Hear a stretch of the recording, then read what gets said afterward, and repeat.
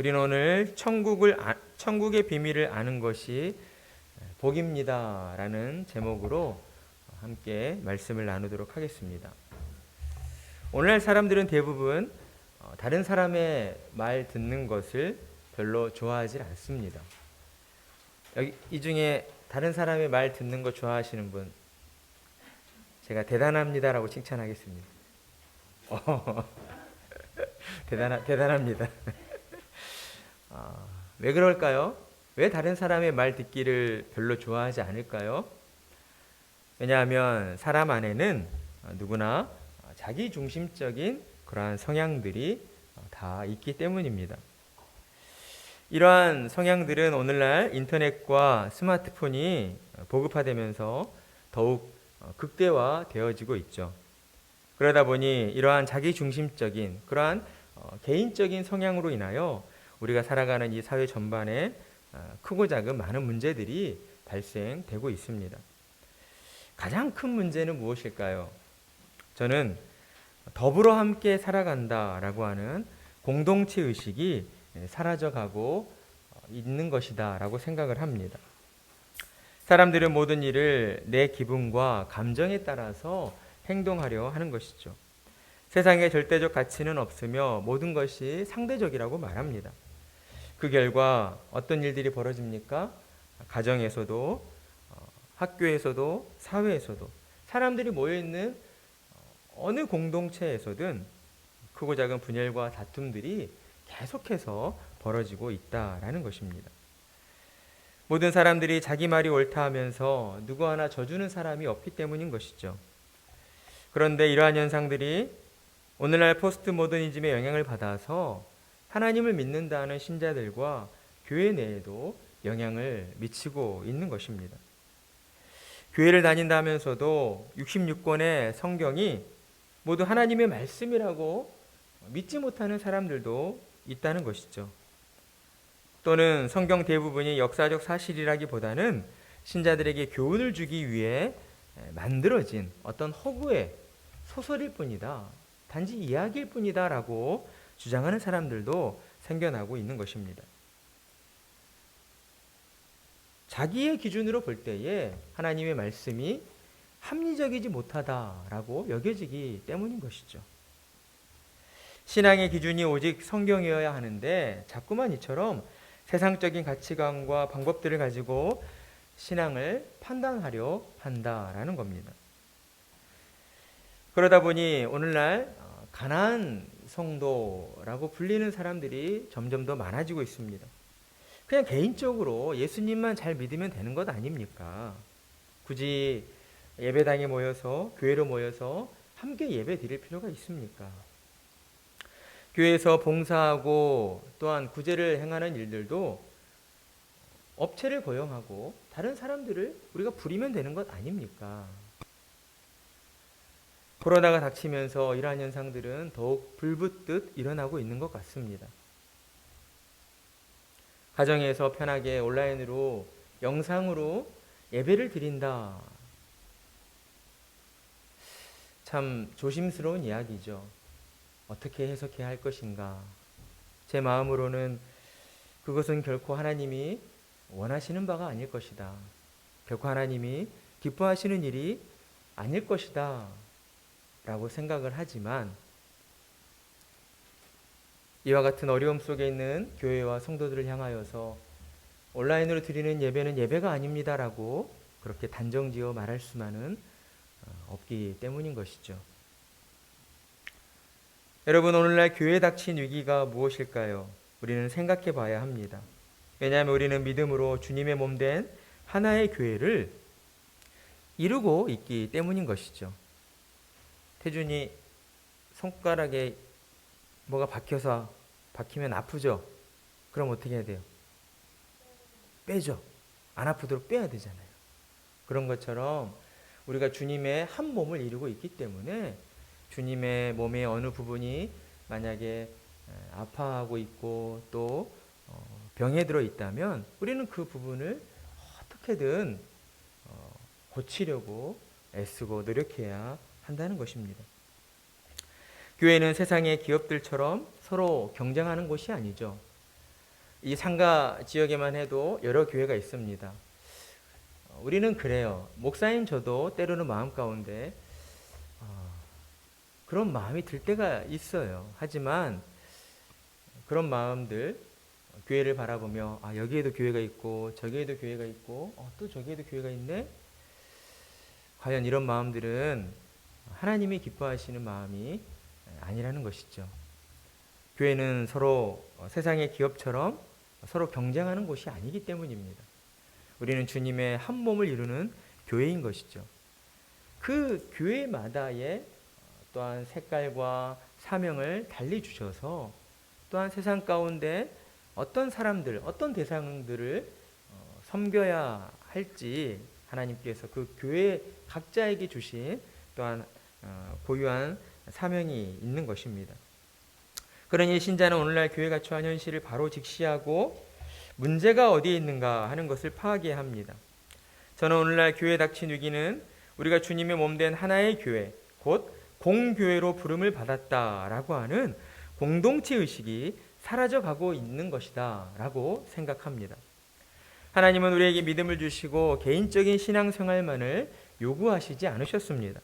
하나님은 성경을 통해서 신자들은 교회로 모여 함께 하나님을 찬양하고 기도하며 말씀을 듣고 함께 하나님을 예배하라 라고 말씀하셨습니다.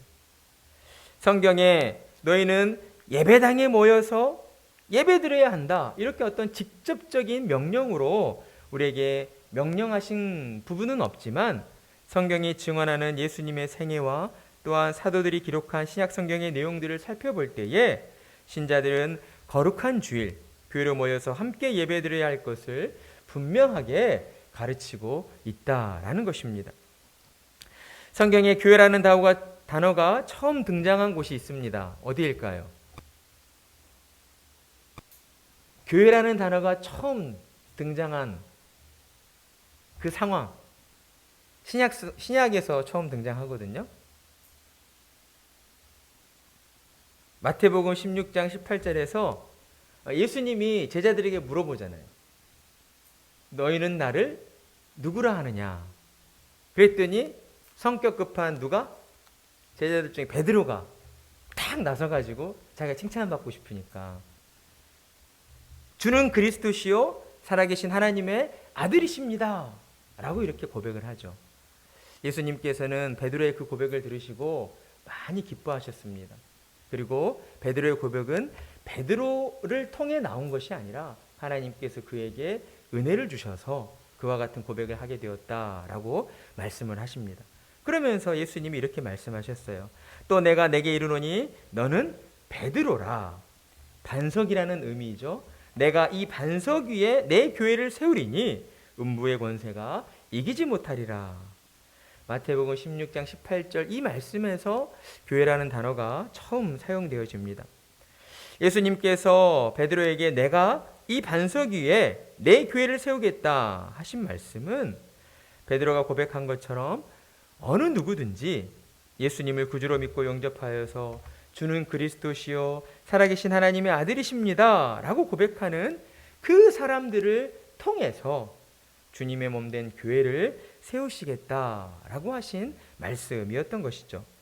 그리고 예수님께서는 사탄의 권세가 주님이 세우신 교회를 결코 이기지 못할 것이다 라고 말씀하셨습니다.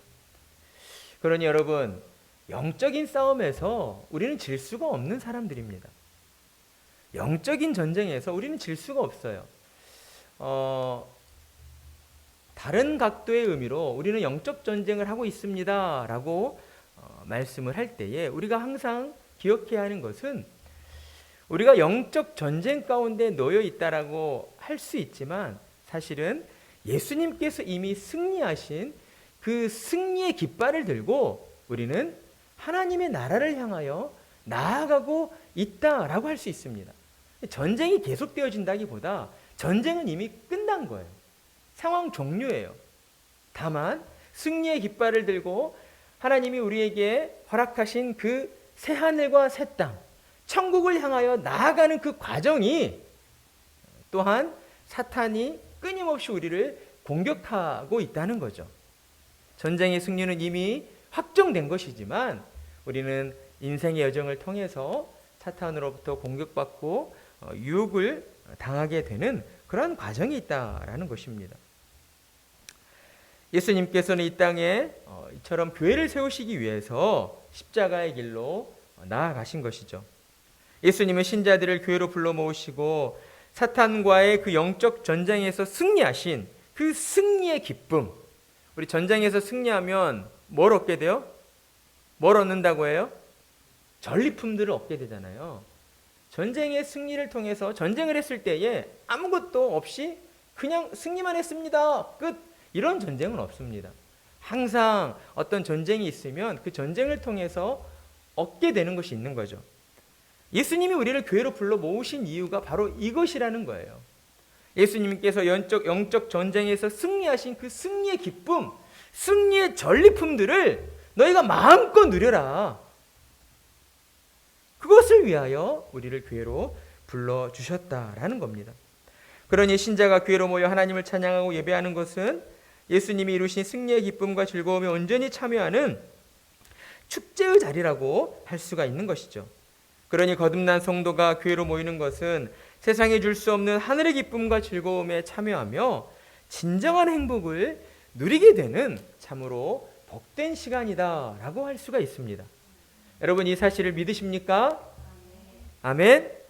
여러분 인생을 살다 보면 크고 작은 고난이 찾아와요. 그럴 때 우리가 붙잡아야 하는 것은 바로 이 믿음인 거예요. 하나님께서 나를 사랑하셔서 나에게 영적 전쟁의 그 승리의 기쁨을 누리게 하시는구나. 하나님 나라 가는 그날까지 우리가 더욱 믿음으로 하나님 붙잡고 나아가야 될 줄 믿습니다. 그러니 우리는 교회로 모이기를 더욱 힘쓰는 자들이 되어야 하는 것이죠. 음부의 권세를 이기시고 승리하신 주님께서 교회에 부어주시는 하늘의 은총으로 주님의 몸된 교회를 더욱 건강한 교회로 섬겨나가는 자들이 되어야 하는 것입니다. 그리고 주님 주신 사명에 따라서 복음을 들고 세상으로 나아가 빛과 소금의 역할을 감당하는 교회가 되어야 하는 것이죠. 그러기 위해서 우리는 무엇보다도 교회로 모여서 주님의 말씀을 잘 듣는 자들이 되어야 합니다. 아는 만큼 보인다라는 말이 있는 것처럼 말씀을 잘 듣는 사람이 더 많이 깨닫게 되고 더 많이 깨달은 사람이 또한 삶 가운데에 행동으로 실천하며 살아가게 되기 때문입니다.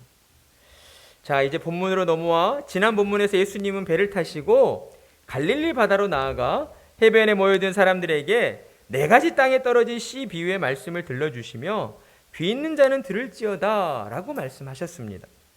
그러자 곁에 있는 제자들이 아리송한 얼굴로 예수님께 다가와서 예수님 어찌하여 저들에게 비유로 말씀을 하십니까? 라고 질문을 합니다. 자, 이 부분에서 우리는 제자들이 예수님께서 비유로 말씀을 하셨다라는 그 사실을 인지하고 있다라는 것에 주목할 필요가 있습니다. 예수님께 택함을 받은 12명의 제자들은 어떤 사람들이었습니까? 학벌이나 지식에 있어서 그리 탁월한 사람들이 아니었습니다. 시골 바다 마을에서 고기를 잡는 어부들이었고 또는 당시 유대인들에게 질타를 받던 세금을 걷는 세리였습니다. 그런 그들이 지금 예수님께서 하신 이 말씀을 두고 예수님 왜 비유로 말씀을 하십니까? 라고 그들이 질문하게 된 것은 그들이 날마다 예수님과 함께 생활하였으며 또한 날마다 예수님으로부터 하나님의 말씀을 가르침을 들어왔기 때문이었다라는 것입니다. 제자들은 그저 예수님 곁에서 듣기만 했을 뿐인데 살아 역사하시는 하나님의 말씀이 제자들의 영혼을 깨워 주의 말씀에 반응하도록 인도하고 계셨다라는 것이죠. 그러니 말씀을 듣는 것이 얼마나 중요한 일인지 모릅니다. 우리가 귀를 열어 말씀을 듣는 것 같지만 사실은 말씀이 말씀으로 우리 안에 역사되어지는 것이죠. 요한복음 1장 14절 말씀이 육신이 되어 우리 가운데 거하심에 우리가 그의 영광을 보니 아버지의 독생자의 영광이요 은혜와 진리가 충만하더라. 아멘. 우리는 어느 순간이라도 주님의 말씀을 듣는 자리로 나와야 합니다. 그리고 주님의 말씀을 들음으로써 주님 안에 있는 은혜와 진리로 충만함을 입는 저희들이 되어야 할 것입니다. 그러한 은혜가 우리 가운데 충만하기를 간절한 마음으로 소망합니다. 이렇듯 제자들이 예수님에게 왜 사람들에게 비유로 말씀하십니까? 라고 의아해하며 묻자 예수님은 제자들에게 다음과 같이 대답하십니다. 우리 11절에서 13절 말씀을 우리 자녀 성도님들만 한번 읽어보겠습니다. 자, 성경을 닫고 계신 분이 있어요. 11절에서 13절. 목사님이 때로 여러분을 귀찮게 하는 것은 이것도 하나의 신앙의 훈련의 과정이기 때문에 그래요. 자, 11절에서 13절 말씀 우리 자녀 성도님들만 함께 읽어보겠습니다. 시작.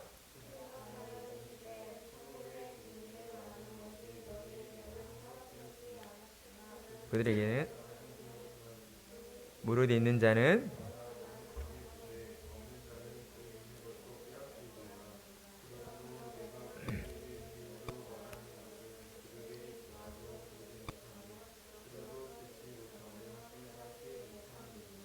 아멘. 자, 예수님이 지금 뭐라고 대답하십니까? 천국의 비밀을 아는 것이 제자들에게는 허락되었으나 다른 사람들에게는 허락되지 않았다라고 말씀하십니다. 우리는 예수님이 하신 이 말씀에서 두 가지 중요한 사실을 확인할 수 있습니다. 하나는 천국은 하나님이 감추신 비밀이며 하나님이 허락하신 자만이 알 수 있다라고 하는 사실입니다. 그리고 두 번째는 그렇기 때문에 천국의 비밀을 안다라고 하는 것은 하나님의 특별한 은사를 받아 누리고 있다라고 하는 사실에 있습니다. 천국의 비밀은 무엇입니까? 그것은 하나님이 마지막 날에 이루실 계획인데 마지막 날에 그리스도께서 심판주로 오셔서 예수를 구주로 믿은 자들을 천국에 들여보내시고 믿지 않는 자들은 지옥으로 떨어뜨리신다라고 하는 것이었습니다. 하나님께서는 이처럼 종말의 때에 마지막 날에 이루어질 일들을 사람들에게 비밀로 감추셨습니다. 그래서 때로 사람들은 천국의 비밀을 파헤치기 위하여 여러 가지 과학적인 연구들을 하며 접근하기도 합니다. 그러나 하나님이 감추신 천국의 비밀은 사람의 노력으로서는 알아낼 수가 없다라는 것이죠. 오직 하나님이 은혜로 계시로 주신 성경의 말씀을 통해서만 그 말씀을 듣고 믿음으로 반응하는 자만이 천국의 비밀을 알 수 있는 것입니다. 성경을 얼마나 많이 읽었고 말씀을 얼마나 많이 외우고 있느냐 이것이 아닌 것이죠. 오늘날 우리 주변에 보면 이렇게 학식이 있고 똑똑하다 하는 사람들 가운데에도 성경을 5번 정독했다, 10번 정독했다 이런 분들이 얼마나 많이 있는지 모릅니다. 그런데 그런 분들과 대화를 해보면 성경을 통해서 주신 그 하나님의 그 뜻에 대해서는 참된 의미에 대해서는 전혀 모른다는 것이죠. 구약 성경을 많이 읽은 분들은 하나님의 공의가 너무 무섭고 두렵다라고 말씀합니다. 그러면서 어떻게 그런 하나님을 우리가 믿을 수 있는가 이렇게 이야기를 하죠. 따라서 하나님의 말씀인 성경을 아무리 많이 읽었다고 하여도 말씀 안에 담겨진 참 뜻을 깨닫게 되는 것은 그것과는 전혀 관계가 없다고 할 수가 있는 것입니다. 무엇보다 먼저 하나님이 허락해 주시는 은혜가 임해야 한다는 것이죠. 하나님의 은혜가 임하여 우리의 마음이 활짝 열렸을 때에 그때 비로소 과거에 들어왔던 하나님의 말씀 그리고 지금 내게 들려지고 있는 하나님의 말씀 그 말씀들이 살아 움직이게 되는 겁니다. 지금 이 자리에 계신 부모 성도님들은 그와 같은 경험들을 분명 한 번쯤 해보셨을 것입니다. 분명 이전에는 깨닫지 못했었어요. 이해되지 않았었어요. 그런데 어느 날 하나님의 은혜가 임하자 내게 들려졌던 하나님의 말씀이 그렇구나, 정말 맞는 말씀이구나 라고 깨닫게 되어진다는 것입니다. 하나님의 은혜가 임하자 우리 안에 들어와 있던 하나님의 말씀이 생명력을 가지고 살아 역사하게 되는 것입니다. 그리고 하나님의 말씀을 온전히 믿도록 우리를 인도해 주시는 것이죠. 따라서 예수님께서 11절에서 천국의 비밀을 아는 것이 너희에게는 허락되어졌으나 그들에게는 아니 되었나니 라고 말씀하신 것은 예수님께서 어떤 의도를 가지고 그들에게 천국의 비밀을 감추시려고 하신 것이 아니라 하나님의 은혜 없이는 어떤 사람도 천국의 비밀을 알 수 없다는 것을 우리에게 가르쳐 주시고 있다라고 할 수가 있는 것입니다. 12절의 말씀도 그런 맥락의 말씀인 것이죠. 무릇 있는 자는 받아 넉넉하게 되되 없는 자는 그 있는 것도 빼앗기리라. 우리는 지금껏 이 말씀을 어떤 논리로 들어왔습니까? 대체적으로 경제적 논리로 많이 사용하는 그런 표현이잖아요. 부익부 빈익빈, 이런 경제적인 논리를 가지고 이 말씀을 많이 해석해 왔어요. 영적인 것도 마찬가지이다, 이런 식으로 많이 해석해 왔습니다. 분명 그러한 비슷한 맥락이 있는 것은 맞습니다. 그러나 우리는 12절의 말씀을 어떤 세상의 경제적인 부익부 빈익빈의 논리로 이해해서는 안 된다라는 것이죠. 왜냐하면 세상이 말하는 부익부 빈익빈의 그 논리는 무엇과 같습니까? 시소의 원리와 같습니다. 어느 한쪽이 높아지게 되면 반드시 반대쪽에 있는 다른 한쪽이 낮아지게 되어 있는 것이죠. 어느 한쪽이 경제적인 부를 취하게 되면 분명히 이 세상에서는 다른 한쪽 누군가는 경제적인 부를 뺏기게 되어 있기 때문입니다. 누군가 부자가 되면 누군가는 가난하게 되는, 그것이 이 세상의 논리이기 때문이죠. 그러나 주님이 우리에게 주신 12절의 말씀은 이와 같은 시소의 원리에 의한 부익부 빈익빈의 말씀이 아닙니다. 왜냐하면 12절에서 많이 가져서 부하게 된다 하신 것처럼 이 가질 수 있는 것은 어떤 세상의 돈이나 물질이 아니기 때문이죠. 전능하시고 무한하시고 영원하신 하나님께로부터 나오는 말씀을 깨달아 아는 은혜이기 때문입니다. 그러니 하나님께서 주시는 이 말씀을 깨달아 아는 은혜는 주셔도 부족함이 없는, 끝이 없는 무한한 은혜라고 할 수가 있습니다. 그렇다면 어떤 사람이 말씀을 깨달아 아는 은혜를 누릴 수 있습니까? 바로 믿음을 가진 자입니다. 예수님을 구주로 믿고 영접한 자, 곧 하나님이 계시하신 천국의 비밀을 믿음으로 받은 자만이 하나님의 말씀을 깨달아 아는 은혜를 받아 누리게 된다라는 것이죠. 따라서 예수님이 무릇 있는 자는 넉넉하게 되되 라고 하신 말씀에서 이 있는 자는 하나님의 계시의 말씀을 믿음으로 들은 자이고, 또한 없는 자는 그 있는 것도 빼앗기리라 하신 말씀에서 그 없는 자는 주의 말씀을 듣기는 들어도 의심하며 불신하는 자이다 라고 할 수가 있는 것입니다. 이 말씀은 우리의 어떤 공로적인 행위를 강조하는 말씀이 아니라는 것이죠. 그리고 예수님께서는 이 모든 일들이 이사야 선지자를 통해 이미 예언되었던 일이다 라고 말씀합니다. 우리 14절에서 15절 말씀을 우리 함께 읽어보겠습니다. 시작. 이사야의 예언이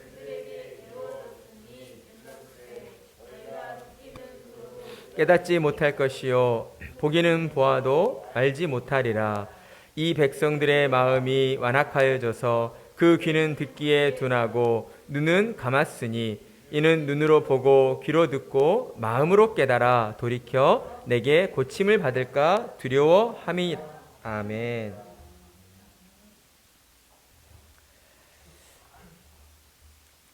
이사야 선지자가 했던 예언의 핵심 내용은 무엇입니까? 듣는다고 다 듣는 것이 아니요 본다고 다 본 것이 아니다라는 것입니다. 이스라엘은 하나님의 택한 백성으로서 언제나 하나님의 율법을 가장 가까이에서 접했던 민족이었습니다. 그들은 매 안식일마다 회당에 모여서 구약 성경의 말씀을 읽고 묵상하던 자들이었죠. 그리고 그들 가운데에는 바리새인들과 서기관들처럼 학문적으로 지식적으로 뛰어난 자들이 있었고 그들은 늘 성경을 연구하고 가르치며 무엇보다도 그들 자신이 율법을 지키는 일에 정말로 철저했던 사람들이었습니다. 그런데 그들에게 어떠한 일들이 벌어졌습니까? 이사야 선지자의 예언이 이루어진 것이죠. 듣기는 들어도 보기는 보아도 도무지 말씀 안에 담겨진 참된 의미를 그들이 깨닫지 못했다라는 것입니다. 얼마나 안타까운 일입니까? 하나님을 가장 가까이에서 섬겼던 민족임에도 불구하고 그들이 하나님의 말씀을 깨닫지 못했다. 이러한 일들이 우리 가운데에도 벌어질 수 있다는 것이죠. 이사야 선지자는 이와 같은 일들이 왜 일어나게 되었는가? 백성들의 마음이 완악해졌기 때문이다 라고 말씀합니다. 그렇습니다. 그들은 하나님의 택한 백성들이었음에도 불구하고 그들의 마음이 완악해짐으로 하나님이 주신 말씀의 은혜를 깨닫지 못했던 것입니다. 그렇다면 마음이 완악해졌다는 것은 무엇을 의미하는 것일까요? 그것은 그들이 하나님의 은혜를 잊어버렸다라는 것을 의미하고 있습니다. 하나님의 은혜를 잊어버렸다라는 것은 그들이 단순히 기억에서 희미해졌다라는 것을 말하는 것이 아닙니다. 이스라엘은 분명 그들 마음 한켠에 하나님이 베푸신 은혜가 자리 잡고 있었습니다. 그럼에도 불구하고 그들은 자신들의 그 욕망을 위해서 세상적인 부와 명예와 권력을 탐하고자 하는 그런 거짓 욕망에 이끌려서 비록 말씀을 보고 듣고는 있어도 그 말씀이 그들의 심령 가운데 들어오지 못하도록 그들 스스로가 마음의 문을 닫아 버리고 있었다라는 것입니다. 그들은 하나님의 은혜로 말미암아 하나님의 택한 백성이 되었다는 사실을 의도적으로 기억하지 않고 있었던 것이죠. 그래서 이사야 선지자가 예언한 것처럼 그들이 깨달아 돌이켜 내게 고침을 받을까 두려워함이라 라고 말씀을 하고 있는 것입니다. 이스라엘이 애굽에서 구원받고 하나님과 언약을 맺고 약속의 땅 가나안에 들어가게 된 그 모든 것은 이스라엘이 하나님께 무언가를 잘해서가 아니었습니다. 하나님이 그들의 조상 아브라함과 이삭과 야곱과 맺으신 그 약속을 지키시려고 오직 은혜로 그들을 구원하시고 젖과 꿀이 흐르는 가나안 땅으로 그들을 인도해 주신 것이었죠.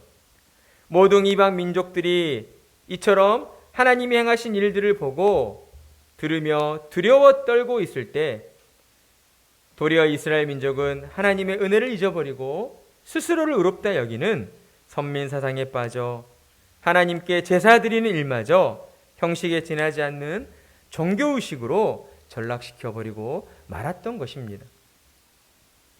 그러나 그러한 시대 가운데에서도 하나님께서는 은혜를 베풀어 주셨고 하나님의 은혜로 말미암아 주의 말씀을 듣고 믿는 자들이 일어나도록 허락해 주셨습니다. 그들이 바로 예수님의 제자들인 것이죠. 예수님의 제자들은 당시 사회적으로나 또 신분적으로나 좋은 위치에 있지 않았지만 그들은 예수님께로부터 부름을 받아서 예수님의 부르심에 순종했던 자들이었습니다.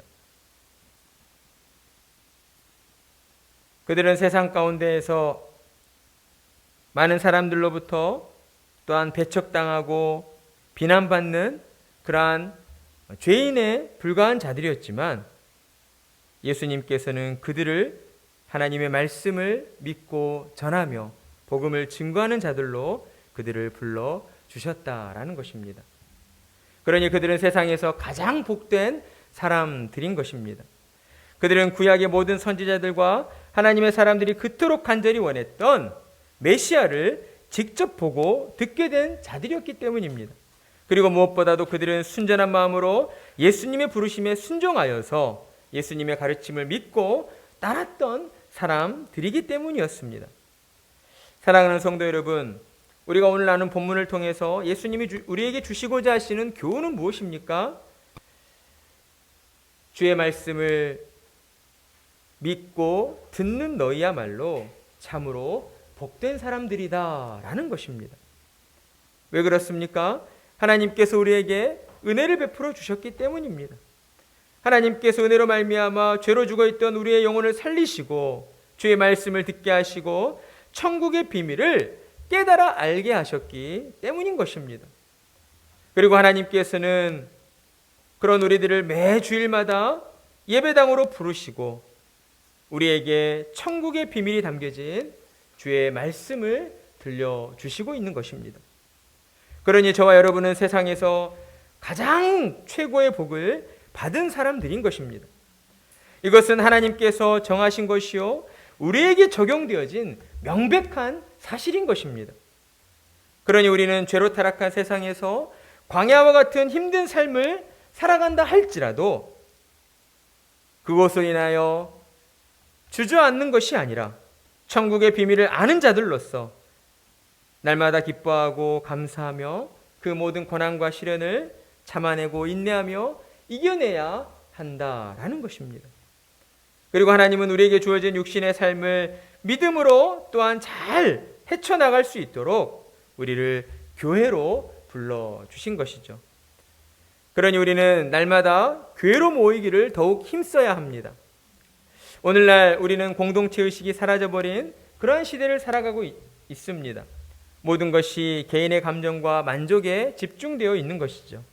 그러나 신자로 부름받은 우리는 이러한 시대적 풍조에 휩쓸려 살아서는 안 되는 것입니다. 신자는 오직 하나님의 말씀에 따라서 이 시대가 악하면 악할수록 더욱 교회로 모이기를 힘써야 하고 교회로 모여서 성도의 교제를 나누며 살아계신 하나님의 은혜를 더 풍성히 누리는 자들이 되어야 하는 것입니다. 그리고 또한 우리는 교회로 모여서 말씀 듣기를 사모해야 합니다. 왜냐하면 하나님께서는 교회를 통하여 우리에게 약속의 말씀을 들려주시기 때문입니다. 하나님은 우리의 믿음을 더욱 굳건히 세우시기 위해서 교회를 통해 약속의 말씀을 들려주시는 것이죠.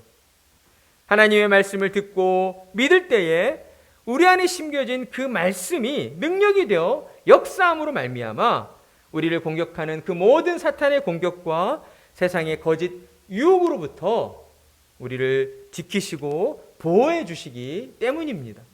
그러니 우리는 더욱 교회로 모여서 말씀 듣기를 사모하는 자들이 되어야 하는 것입니다. 그리고 마지막으로 우리는 교회를 통해 주신 말씀의 은혜를 붙잡고 세상의 빛과 소금으로 나아가야 하는 것입니다. 하나님은 우리에게 은혜를 주시고 그저 우리 개인의 은혜로만 만족하며 살라고 하지 않으셨습니다. 주님은 우리에게 분명 땅끝까지 나아가 복음을 전하라 라고 우리에게 사명을 주신 것이죠.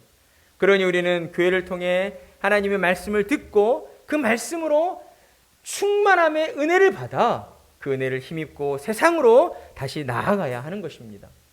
그래서 우리는 매 주일 예배당에 모여 하나님의 말씀을 듣고 그 말씀 안에서 은혜를 누리고 그리고 우리가 살아가는 삶의 영역으로 돌아가서 그 은혜를 가지고 예수 그리스도의 복음을 전하며 하나님의 말씀에 순종하는 자들로 살아가야 하는 것입니다. 그것이 바로 이 땅을 더 이롭게 하고 또한 이 세상을 더 아름답게 하는 길인 것이죠.